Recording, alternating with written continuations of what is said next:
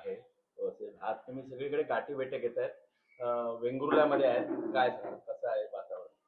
उद्याच्या आंदोलनाची पूर्वतयारी म्हणून काल दुपारपासून मी वेंगुर्ला, देवगड, मालवण या परिसरामध्ये फिरून बागायतदारांच्या भेटीगाठी घेतोय. काजू उत्पादक असतील, आंबा उत्पादक असतील, या सगळ्यांना भेटून या मोर्चाची पूर्वतयारी करतोय.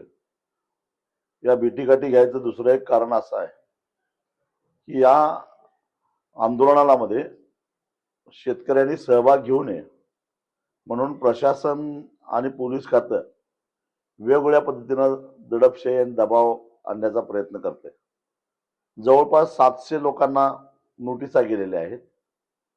त्याचबरोबर आंब्याच्या कलमा व्यतिरिक्त काही शेतकऱ्यांचे वेगवेगळ्या जे व्यवसाय आहेत, मग कोणी खाणीचा व्यवसाय चिऱ्याचा करत असतील, कुणी अन्य काही करत असतील, महसूल खात्यामार्फत त्यांना नोटिसा देणे, त्यांना दंड करणे, असे उद्योग चालू आहेत.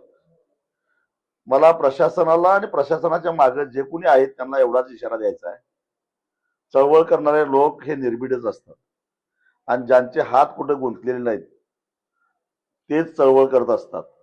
तेव्हा विनाकारण चळवळ करणाऱ्यांना त्रास द्यायचा प्रयत्न केला तर तुमच्या आजूबाजूला काय लायकीची माणसं आहेत तेही जरा तपासून बघा आणि त्यांच्या मागे हात धुवून लागल्याशिवाय सोडणार नाही, एवढाच मला इशारा द्यायचा आहे.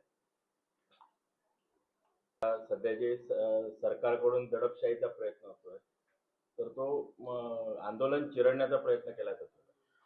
50 वर्षात पहिल्यांदाच कोकणातला शेतकरी उठला आहे. तो चळवळ करतोय म्हटल्यानंतर अनेक प्रस्थापितांचं पित्त खवळलेलं आहे आणि त्यामुळं ही चळवळ जिथल्या तिथं दडपून टाकायची हा प्रयत्न चालू आहे. पण रबरी चेंडू जेवढा तुम्ही दाबाल तेवढ्याच वेगात उसळून येतो. त्याच पद्धतीनं कोकणातल्या मातीतला हा शेतकरी तुम्ही किती दडपशाही केली तर उसळून आल्याशिवाय राहणार नाही.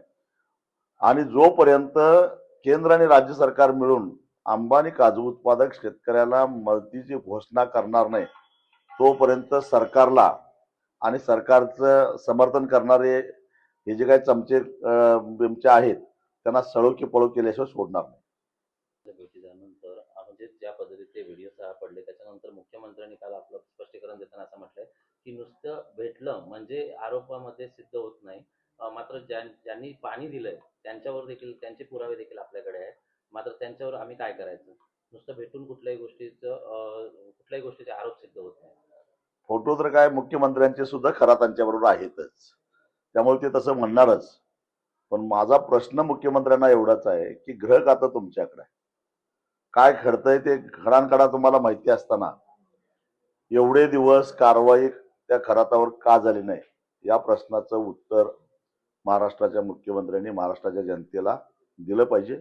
कारण शेकडो आमच्या भगिन्यांचं यौन शोषण झालेलं आहे आणि ते होत असताना गृह खातं काय करत होतं, गृह खात्यानं काय तत्परता दाखवली, या प्रश्नाचं उत्तर मुख्यमंत्र्यांना टाळता येणार नाही. काय ते साखर कारखाने जसं काटा मारतात त्याचे पुरावे मुख्यमंत्र्यांच्याकडे आहेत, पण ते योग्य वेळी बाहेर काढायचे म्हणून ठेवलेत, तसं खरातांचे पुरावे सगळे असताना योग्य वेळी बाहेर काढायचं म्हणून ठेवलेत का जपून?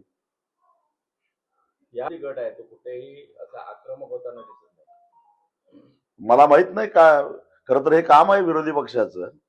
हे जे जनतेच्या विरोधात मध्ये जो अन्याय होतो, जनतेला जेव्हा त्रास होतो त्यावेळी संविधानिक जबाबदारी विरोधी पक्षांची असते या सगळ्यावर आवाज उठवण्याची. पण तुम्ही म्हणताय ती गोष्ट खरी आहे, विरोधकांच्याकडून म्हणावा तेवढा आवाज उठवला जात नाही.